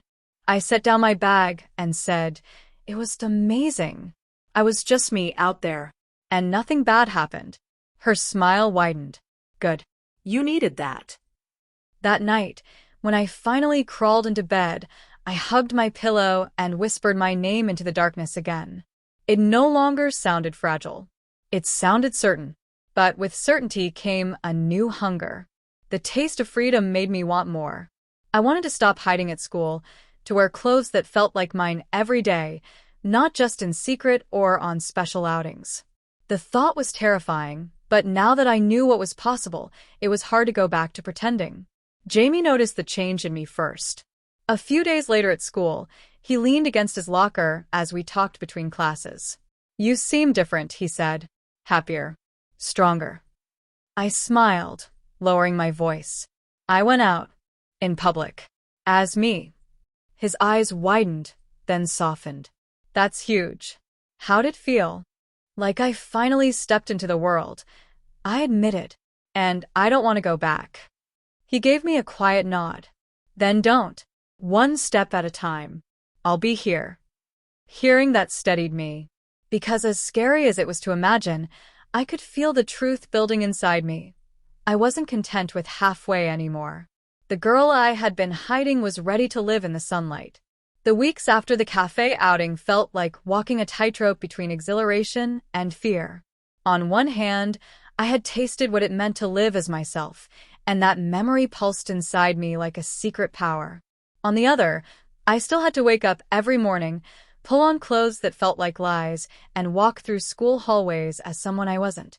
The contrast grew sharper every day. When I looked in the mirror before leaving for school, I barely recognized the boy staring back at me. At night, when I brushed out my wig and slipped into my lavender dress, the relief was so intense it felt like breathing after holding my breath too long. Riley noticed the tension building. "You can't live split like this forever," she told me one evening as we sat on the youth center steps. "It's tearing you in half." "I know," I whispered. "But I don't know if I'm ready for everyone to see me." "You don't need everyone," she reminded me. "Start smaller. More people you trust. Little by little, you'll carve out space until it's yours." Her words stayed with me. That weekend, I sat down with my sister and asked if she thought I should tell more friends. She tilted her head thoughtfully. "If you're ready, yes. But it has to be on your terms. Not because you feel pressured. Because you feel like it's time." That night, I opened my journal and wrote down a list of names again, just like I had when I chose Jamie. One or two people stood out, friends who had always been kind, who never joined in when others mocked someone for being different. I stared at those names for a long time, heart pounding, knowing each one represented another step closer to living fully as myself. But it wasn't just about school anymore. At home, even my dad had begun to soften. He still didn't say much, but one evening he looked at me across the dinner table and asked almost casually, "Do you prefer being called by that name now?" The question startled me so much I dropped my fork. My cheeks burned as I nodded slowly. "Yes," I whispered. He cleared his throat, glanced at my mom, then back at me. "Okay, I'll try." It wasn't perfect. He stumbled, hesitated, sometimes avoided it altogether. But he was trying. And for me, that was everything. The walls I had once believed unmovable were starting to shift. Piece by piece, the life I dreamed of was becoming real. The first time my dad used my name, it caught me completely off guard. It was a Saturday morning, and I was sitting at the kitchen table sketching outfits in my notebook. My hair was down in loose waves, my lavender dress draped softly around me, when he came in to grab a cup of coffee. Normally, mornings were quiet between us, him reading the paper, me keeping to myself. But this time, as he passed by, he said it. My name. Not with hesitation, not with mockery, just like it belonged to me. I froze, my pen hovering over the page. When I looked up, he was already sipping his coffee, eyes on the newspaper like nothing unusual had happened. My chest tightened with emotion. He had said it so simply, like it wasn't a big deal. But to me, it was monumental. "Thank you," I whispered. My voice trembled, but he glanced up, nodded once, and went back to reading. That was my dad. Few words, but when they came, they mattered. That moment lit a spark of courage in me. If even my dad, with all his stubbornness and tradition, could take that step, then maybe I was stronger than I thought. Maybe I really was ready for more. The next week at the youth center, I shared what happened. Riley grinned so wide it nearly split her face. "That's huge," she said. "Parents don't always get there quickly. You need to hold on to that." Her excitement made me realize something. This wasn't just about surviving anymore. It was about celebrating. Each step forward deserved to be recognized, not just endured. Later that night, as I brushed my hair in front of the mirror, I whispered my name again, testing how it sounded with every breath. But it wasn't fragile anymore. It carried strength. It carried love. It carried possibility. And as I stared at the girl in the mirror, I felt a quiet certainty settle inside me. The halves of my life were slowly weaving together. I wasn't just becoming her. I was her. And the world was beginning to see it too. The shift at home made everything else feel sharper. My dad saying my name, even once, was like the ground beneath me shifting, making space for roots to take hold. It gave me courage I hadn't felt before. But courage had a way of making me restless. At school, every day felt heavier, like wearing a mask that grew tighter with each passing hour. Even Jamie noticed. One afternoon, as we walked out of class, he nudged me gently. "You look like you're suffocating," he said. I sighed, hugging my books to my chest. "That's what it feels like." He stopped walking, looking at me with quiet seriousness. "You don't have to tell everyone. But if you want, maybe tell one more person. Someone you trust. You've got me. That'll help." His suggestion echoed Riley's advice, and my sister's too. One step at a time. I knew they were right, but the thought still terrified me. That night, I sat at my desk with my journal open again. The name stared back at me, and I circled one. Emma. She had been my lab partner for months, always kind, always curious, without being judgmental. If there was anyone besides Jamie I could risk telling, it was her. The next day at school, my stomach twisted with nerves. Between classes, I pulled her aside. "Hey, can we talk later? Just privately?" She smiled easily. "Of course. My place after school?" All day, I felt like I was walking through fog. By the time I reached her room, my hands were clammy and my pulse wouldn't slow down. We sat cross-legged on her bed, music playing softly in the background. "What's up?" she asked, tilting her head. I took a breath so deep it almost hurt. "There's something I've been hiding. Something big. And I need you to know because I trust you." Her expression softened, but she stayed quiet, waiting. "I'm not really the person everyone thinks I am," I said slowly. "At home, with the people I trust, I live differently. I'm a girl. That's who I really am." The silence stretched, but it wasn't heavy. She blinked, then smiled gently. "You know what? That actually makes a lot of sense. I kind of always felt like you had a different glow when you talked about certain things." My throat tightened. "So you don't think I'm weird?" She laughed lightly. "Weird? No. Brave? Definitely." The relief that flooded me was overwhelming. For the second time, I had told someone at school, and for the second time, I hadn't lost anything. Instead, I had gained another piece of freedom. When I got home that evening, I stood in front of the mirror, whispering my name again. It didn't sound like a secret anymore. It sounded like a future. The next week at school felt different again. This time, it wasn't just Jamie who carried my secret, it was Emma too. And like Jamie, she didn't treat me differently in a way that drew attention. Instead, she offered small, steady signals that told me she saw me. During lab one afternoon, she leaned over and whispered, "Do you want me to use your name when we're just talking one-on-one?" The question made my chest tighten. "Yes," I whispered back. And she did. Quietly, casually, like it had always been my name. Each time she said it, a little more of the weight slid off my shoulders. Jamie noticed too. One day at lunch, the three of us sat together, and for the first time, I felt like maybe, just maybe, I had a little circle at school. A tiny island where I didn't have to hide. Still, the tension was there. Every time someone else called me by my old name, it stung sharper. Every time I caught myself lowering my voice or shifting the way I stood, I felt the weight of the performance I was still locked into. At the youth center, I shared all of this. Riley grinned knowingly. That's how it starts. First a few people, then more. Soon enough, the world catches up. Her confidence gave me hope, but also a pang of impatience. I wanted to move faster. I wanted to live fully as myself, not in fragments. But I also knew that rushing could break the fragile ground I was standing on. At home, progress continued slowly. My dad was still quiet, still awkward, but I noticed the small things. He didn't flinch when my sister used my name, and sometimes I caught him practicing it under his breath, as if testing how it felt. My mom remained steady, reminding me that patience was a form of strength too. One evening, as I sat in front of the mirror brushing my hair, I whispered, "She's coming. She's not hiding forever."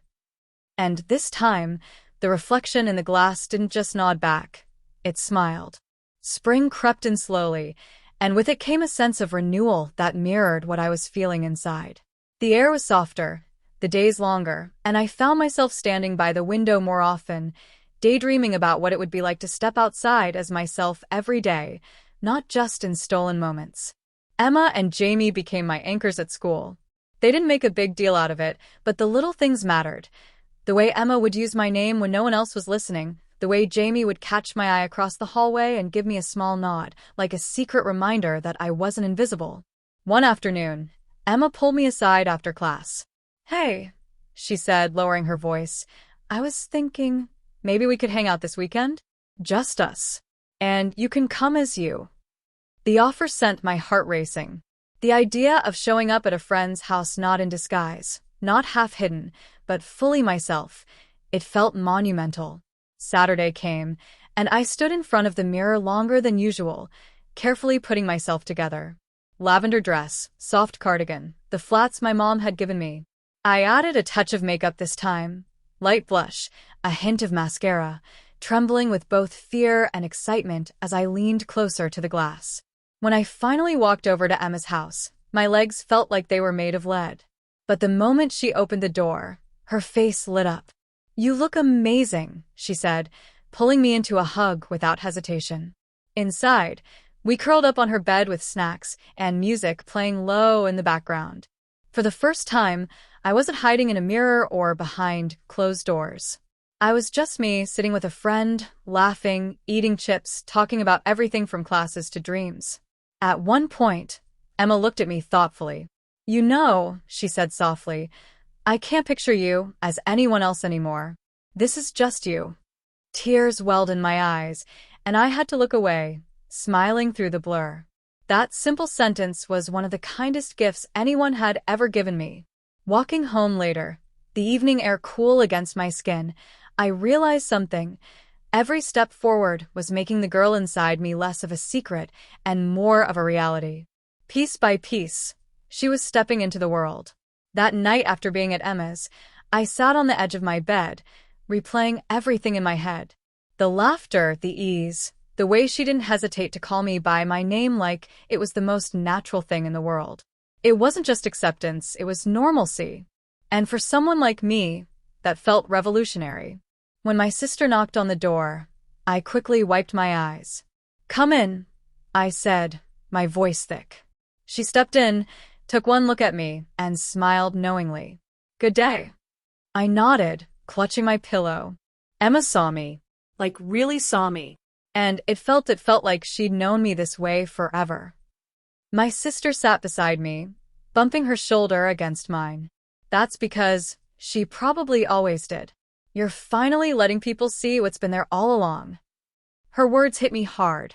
I had spent so much time thinking of this as a transformation, like I was becoming someone else. But maybe it wasn't about changing into someone new. Maybe it was about finally peeling back the layers and letting the world see who I had always been. At school the following week, something shifted. I still wasn't out publicly, but the weight of hiding felt lighter. I didn't feel as invisible anymore because I carried those private moments with me. The cafe outing, my dad's tentative effort, Emma's quiet acceptance. They were reminders that I wasn't as alone as I once believed. Riley noticed the change the next time I saw her at the youth center. "You're walking taller," she said with a smirk.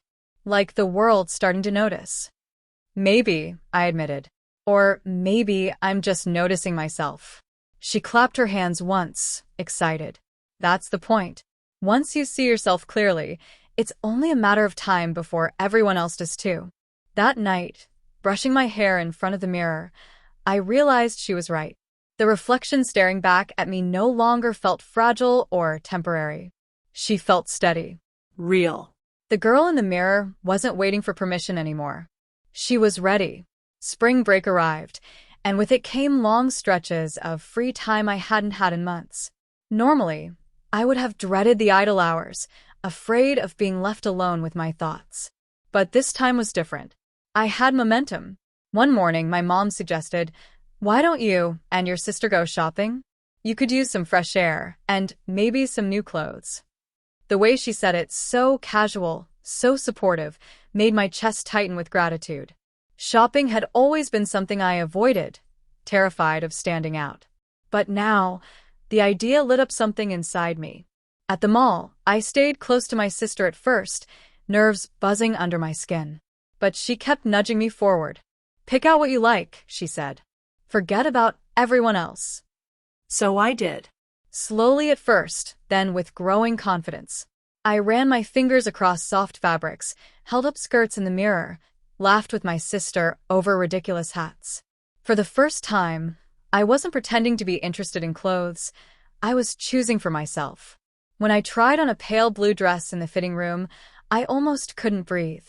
It fit perfectly, flowing gently around me, the color making my eyes stand out. I stepped out nervously, and my sister gasped. "That's it," she said firmly. "That's you." Her certainty gave me the courage to twirl in front of the mirror, watching the skirt flare around my legs. For once, I didn't just see a reflection. I saw a glimpse of the girl I was meant to be, living openly.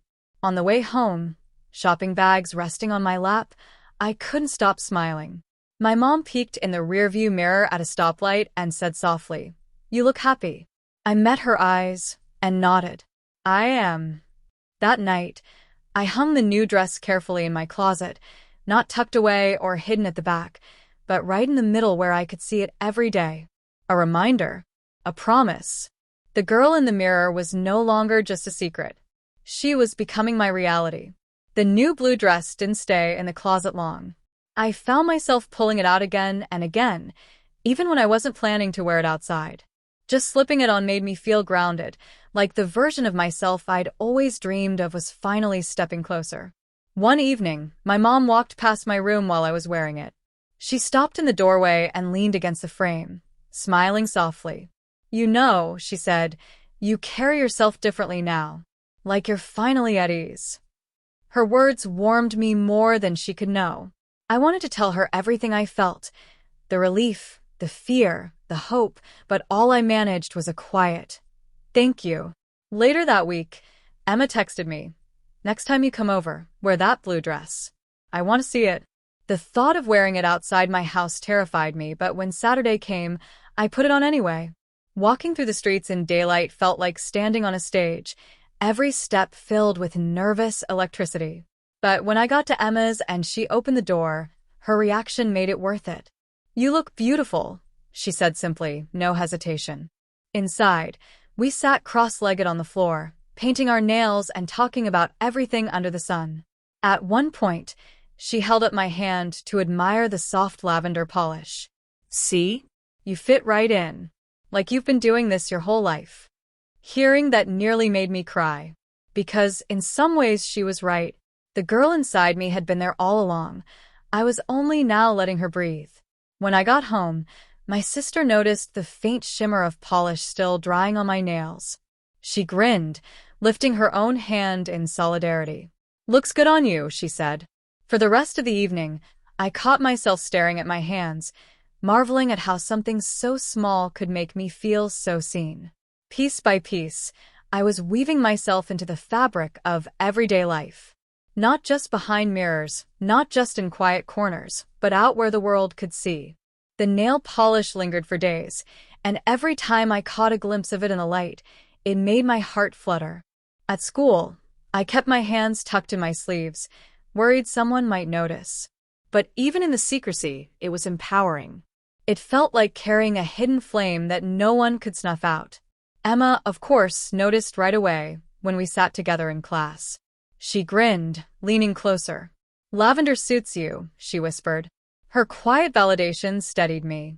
I was still hiding from most people, but I wasn't hiding from everyone anymore. That mattered. One afternoon, Jamie joined us after school, and the three of us sprawled on the grass outside, laughing about nothing in particular. At one point, Jamie said, "You know, this feels like the start of something big. Like the world's finally cracking open for you." I wanted to believe him. And deep down, I did. But I also knew there were still cliffs ahead, moments when the mask would be ripped away, when I'd have to face stares, whispers, maybe worse. The thought made my stomach twist. That night, I talked to Riley about it at the youth center. "What if I'm not strong enough?" I asked, voice trembling. She studied me for a moment before answering. "You've already proven you are. Look how far you've come. Strength isn't never being afraid, it's moving anyway." Her words echoed in my mind as I walked home under the streetlights. She was right. I had faced so many fears already, and each one had led me closer to myself. Back in my room, I stood in front of the mirror again, my blue dress hanging behind me on the closet door, my nails still faintly shimmering in lavender. I whispered my name once more, letting it fill the quiet. It no longer felt like a secret wish. It felt like a declaration. And I knew then, the time was coming when I wouldn't just whisper it in the dark. I'd say it out loud, in the light, for the world to hear. The idea of saying my name out loud in the open kept echoing in my head. It wasn't just about the name itself, it was about the truth it carried. For so long I had whispered it like a secret, but secrets weighed heavy, and I was tired of carrying the burden alone. One afternoon, Emma asked if I wanted to come with her to a small gathering at a friend's house. "It's just a few people," she said. "Mostly people I trust. No pressure, but you could come as yourself." The invitation sent a jolt of nerves through me. Part of me wanted to decline, to retreat to the safety of mirrors and private spaces. But another part of me, the stronger part, wanted to step forward. The night of the gathering, I stood in front of the mirror longer than ever. My blue dress again, hair brushed carefully, a touch of gloss on my lips. My hands shook, but when I whispered my name, the reflection didn't tremble. She stood steady. At the house, laughter and music spilled from the windows. My legs felt weak as Emma led me inside, but no one stared, no one whispered. Instead, I was greeted with casual hellos and warm smiles, as if I belonged there all along. At one point, someone asked Emma, "Who's your friend?" Emma smiled at me, then back at them. She paused, letting me speak for myself. My heart raced, but I took a breath and said it. My name. Clear, steady, no hesitation. The room didn't explode, no one mocked, no one questioned. They just nodded, introduced themselves, and carried on with the night. But for me, it was everything. The first time I'd spoken my truth in front of strangers and been met with simple acceptance.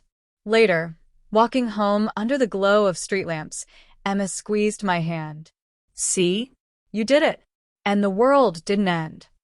I smiled through tears. No. It just began. The night at Emma's friend's house replayed in my head for days. It wasn't dramatic, it wasn't filled with fireworks, it was ordinary.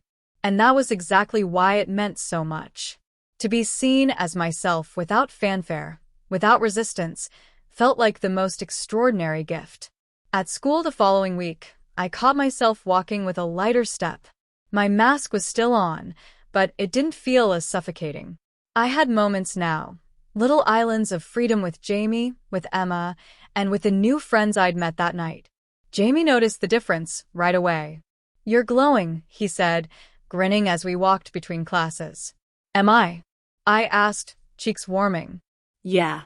"Like you've finally realized the world isn't as scary as you thought." His words settled deep inside me.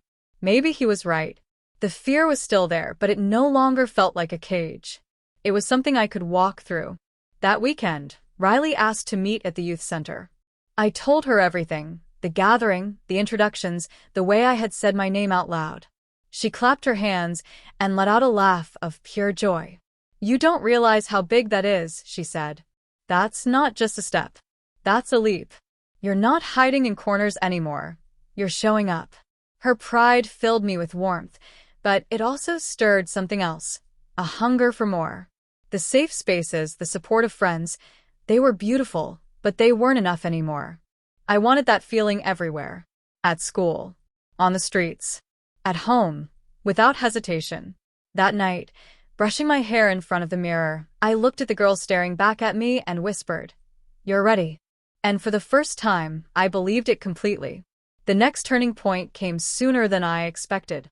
It was a Monday morning, gray skies hanging over the schoolyard, when Emma turned to me as we walked in together. "You don't have to wait forever, you know," she said softly. I frowned. "Wait for what?" "To stop hiding," she replied, her voice calm but steady. "You're ready. I can see it." Her words echoed what Riley had said, what my sister had hinted at, what my own reflection had been telling me night after night. But hearing it spoken out loud in the school hallway made my stomach twist. "I'm scared," I admitted. Emma smiled gently. "Of course you are. But that doesn't mean you're not ready." All through my classes that day, her words kept circling in my head. Every time the teacher called out my old name, it felt wrong, like it no longer belonged to me. Every time someone looked at me, I wondered if they could see the truth peeking through the cracks. By the time lunch rolled around, I found myself sitting with Jamie and Emma under the big oak tree outside, my heart pounding with a decision I hadn't even fully formed yet. I started, my voice shaky. "I think I want to stop hiding. At least here. At least with the people who matter." Jamie leaned forward, eyes steady. "Then we'll stand with you. Whatever you need." Emma squeezed my hand. "You won't be alone." Not for a second. The fear didn't vanish, but it shifted. It wasn't the kind of fear that kept me frozen anymore. It was the kind that came right before you jumped into something you'd been waiting for your whole life. That night, staring into the mirror with my blue dress hanging behind me and lavender polish still faint on my nails, I whispered again, "You're ready." This time, the reflection didn't just nod. She smiled back, certain. The next day at school, everything felt different before anything had even happened. The hallways buzzed with their usual chaos, but to me it all sounded distant, like I was walking underwater. My heart thudded in my chest, carrying the weight of the decision I had made the night before. Emma and Jamie walked with me between classes, their quiet presence grounding me. They didn't push, didn't pressure. They just stayed close, like pillars holding me steady. In English class, when the teacher called out my old name, I flinched. The sound of it felt hollow, foreign, like it belonged to someone else. Before I could second-guess myself, my hand shot up. "Actually," I said, my voice trembling but clear, "that's not my name. I go by," and I said it. My real name. The one I had whispered 1,000 times in mirrors, the one Emma and Jamie already knew, the one that had been waiting for this exact moment. The room went silent. A dozen pairs of eyes turned to me, curious, confused. My pulse hammered, so hard I thought I might faint. The teacher blinked, then nodded slowly. "All right," she said, repeating my name carefully. "Thank you for letting me know." And just like that, class moved on. No explosion, no laughter, no disaster. Just acceptance. Emma shot me the smallest smile across the room. Jamie gave a subtle thumbs up. My hands shook under the desk, but I couldn't stop the smile tugging at my lips. It was terrifying. It was exhilarating. It was real. By the end of the day, whispers had started to spread, but I didn't care. For the first time, I wasn't living only in fragments. I was stepping fully into myself, one breath, one word, one name at a time. And the world hadn't ended. It had opened. The day after I said my name in class, I woke up expecting panic. I thought I'd dread going back to school, certain the whispers would be louder, the stare sharper. But when I stepped into the hallways, it wasn't the disaster my fears had painted. Yes, people looked. Yes, I caught fragments of whispers. But no one attacked, no one laughed out loud. The world kept spinning. Emma walked beside me like nothing had changed, chatting about an upcoming project. Jamie cracked a joke, making me laugh louder than I meant to. Those simple moments were a shield, a reminder that I wasn't standing alone. Still, there were challenges. At lunch, one boy smirked and muttered something under his breath. My stomach dropped, but before I could react, Jamie leaned across the table and stared him down. "Got a problem?" he said evenly. The boy looked away, suddenly uninterested. Emma squeezed my hand under the table. See? You've got people in your corner. By the end of the week, more teachers had caught on. A few stumbled over my name, but they corrected themselves. Some classmates seemed confused, others indifferent. The silence from some people stung, but the kindness from others kept me standing. At home, my mom asked gently, "How are you holding up?" I took a breath, the weight of everything pressing down on me, and then let it out slowly. It's scary, but it feels right. For the first time, it feels like I'm not pretending. My dad listened quietly from his chair. For a moment, I thought he wouldn't say anything. But then, in his steady, gruff voice, he spoke my name. Just once. And though it was simple, it was enough to make my throat tighten with tears. That weekend, my sister suggested a small celebration. Nothing huge, just the four of us at home. She baked a cake, lavender frosting, of course, and when she handed me the first slice, she said, "To you. To finally being you." As I blew out the candles, I made no wish. For the first time, I didn't need to. The wish I'd whispered into mirrors for so long was already coming true. And yet, I knew this was only the beginning. Living as myself wasn't a single moment. It was a journey, one that would stretch into the future with new challenges and triumphs. But I wasn't afraid anymore. Not really. Because I wasn't walking it alone. The Monday after our little family celebration felt like stepping into a new chapter. I walked into school with my head higher than before. My heart still pounded every time someone glanced my way, but the weight of hiding was gone. Even if people whispered, even if they didn't understand, at least I wasn't invisible anymore. Emma and Jamie walked with me through the halls as if nothing had changed, but in subtle ways, everything had. When someone called out my old name, Emma corrected them smoothly, like it wasn't up for debate. When a teacher paused uncertainly, Jamie spoke up. "She already told you her name." Their quiet acts of support made me feel stronger than I'd ever imagined. Of course, not everyone was kind. A few people made faces, a few rolled their eyes. Once, in the cafeteria, a boy mimicked the way I walked. My cheeks burned, but before I could shrink into myself, my sister appeared. She'd crossed the cafeteria just in time to see it. "If you've got something to say it to me," she snapped. The boy looked startled, then backed off. My sister sat with me afterward, squeezing my shoulder. "You don't fight this alone," she whispered. That night, I sat on my bed, replaying everything. The cruelty hurt, but it didn't undo me. Not anymore. Every act of kindness weighed more than the sneers. I realized that for every person who doubted me, there were two who stood with me. At the youth center, Riley listened carefully as I told her about the ups and downs. She smiled and said, "That's what living authentically feels like. It's not smooth, it's not perfect, but it's real." And real is worth it. Her words stuck with me. By spring's end, I had built something I never thought possible, a version of life where I wasn't hiding. My reflection matched the person I introduced myself as. My friends knew me. My family, though still adjusting, was trying. And at school, my name was spoken more often, my truth seen more clearly. It wasn't the end of the story. It was the beginning of the rest of my life. The girl in the mirror was no longer trapped. She was here, living, breathing, smiling. And I was her. Fully. Finally. By the time summer approached, everything had shifted. The school year was ending, and with it came the quiet satisfaction of knowing I had made it through.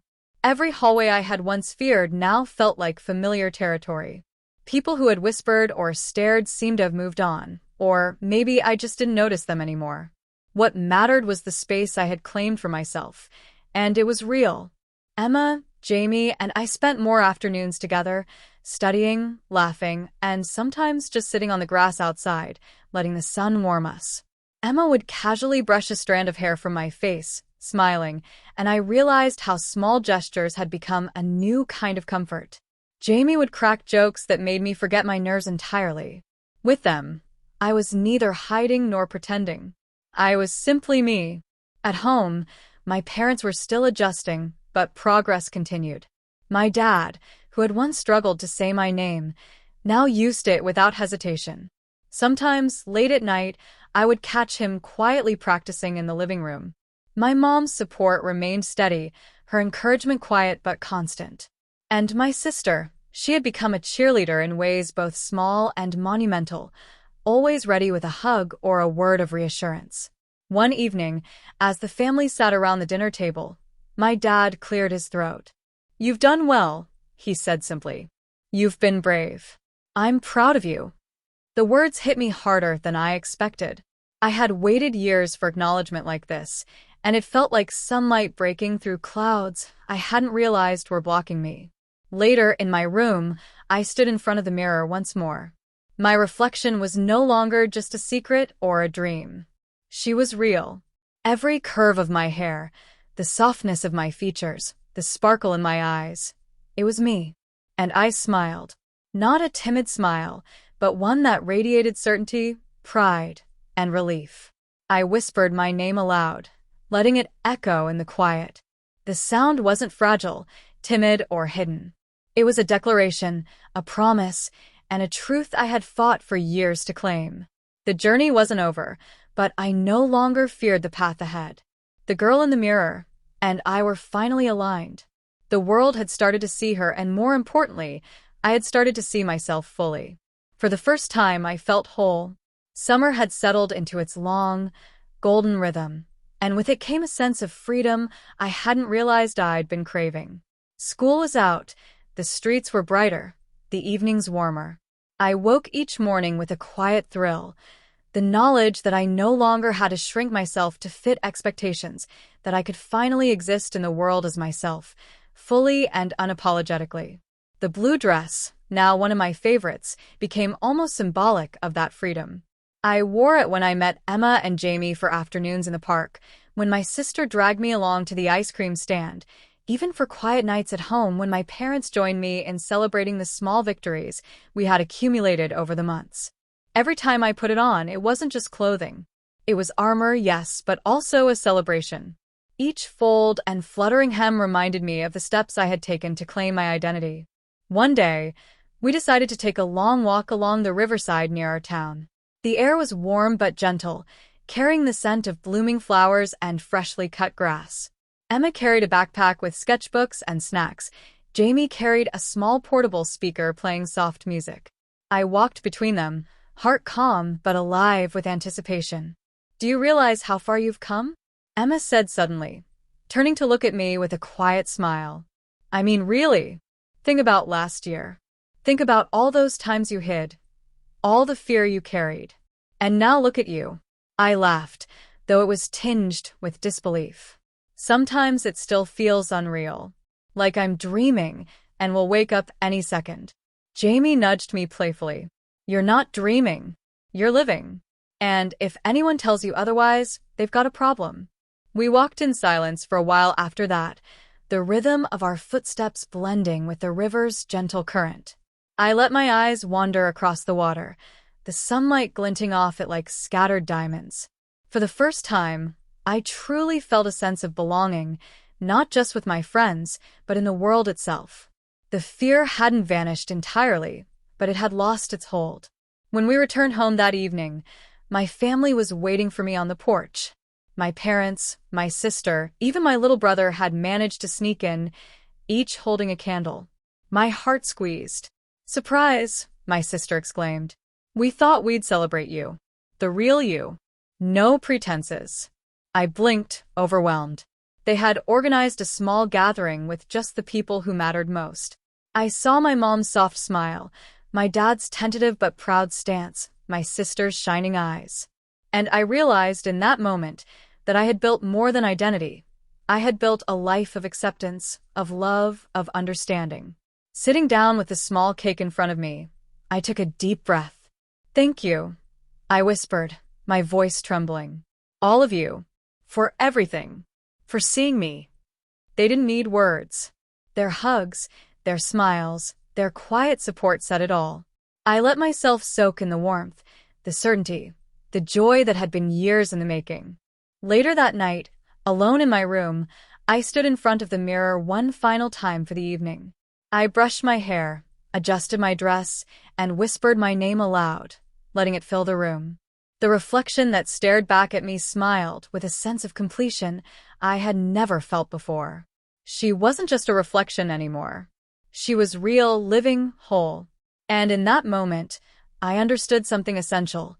The journey had not been about hiding or revealing.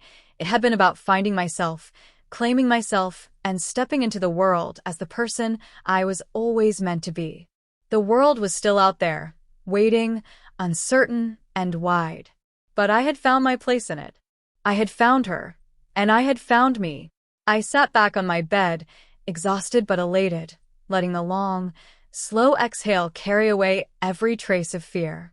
The girl in the mirror had finally arrived, and I knew without a doubt that she was here to stay. I was no longer a boy hiding behind a mask. I was a girl shining in the sunlight, fully myself, and nothing would ever take that away. The journey wasn't over, but I had reached a milestone I had dreamed of for years. I was free. I was seen. I was whole. And for the first time, I could finally breathe. Months later, life had settled into a rhythm that felt both new and familiar. School had ended for the year, and the halls that once felt oppressive now felt like a place I had conquered in small, meaningful steps. My friends, Jamie and Emma, remained constants, their support unwavering. Together, we navigated the world with laughter, understanding, and an unspoken bond that grew stronger every day. At home, my family had fully adjusted. My dad no longer hesitated to use my name, my mom's encouragement had become instinctive, and my sister's cheerfulness reminded me daily that love doesn't need perfection to be real. Even small rituals like family dinners or weekend walks had become celebrations of acceptance, of life lived authentically. I still looked in the mirror each morning, but now I did so with quiet pride rather than anxiety. The girl I had once glimpsed in private was no longer hidden. She moved with me into classrooms, parks, and streets, her presence confident and unafraid. Every step outside was a small act of courage, every smile a testament to the journey I had undertaken. Life would continue to have challenges. Not everyone would understand. Not every day would be easy. But I knew now that strength wasn't about being fearless, it was about moving forward despite fear. And I had learned that lesson in ways that no one could take away. As the sun set on another warm summer evening, I whispered my name once more. The sound filled the room and, more importantly, filled me with certainty. I was seen. I was accepted. I was whole. And this time, there was no need to whisper. I was finally living my truth, fully and beautifully, and the world had room for me.